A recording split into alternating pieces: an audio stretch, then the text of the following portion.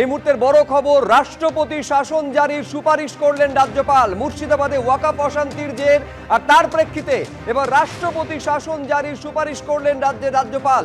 ওয়াকফ অশান্তি নিয়ে কেন্দ্রীয় স্বরাষ্ট্রমন্ত্রীকে রিপোর্ট জমা দিয়েছেন রাজ্যপাল, যেখানে বলা হয়েছে মুর্শিদাবাদে অশান্তির ঘটনা পূর্ব পরিকল্পিত, প্রি প্ল্যান্ড ওয়েতে এই অশান্তি বা হিংসার ঘটনা ঘটানো হয়েছে এবং এই ঘটনা নিয়ন্ত্রণে স্থানীয় প্রশাসন, লোকাল অ্যাডমিনিস্ট্রেশন পুরোপুরি ব্যর্থ।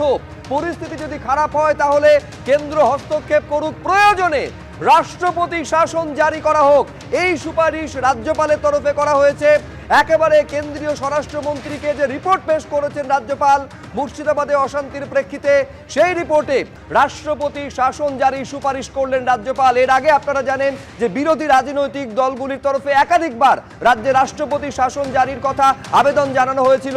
শুধুমাত্র মুর্শিদাবাদের ঘটনা নয়, সন্দেশখালীর ঘটনার ক্ষেত্রেও কেন্দ্রের একাধিক কমিশন, কখনো মহিলা কমিশন, কখনো মানবাধিকার কমিশন, তারা পরিস্থিতি সরেজমিনে খতিয়ে দেখে একাধিক ক্ষেত্রে তারা রাষ্ট্রপতি শাসন জারির সুপারিশ করেছিলেন।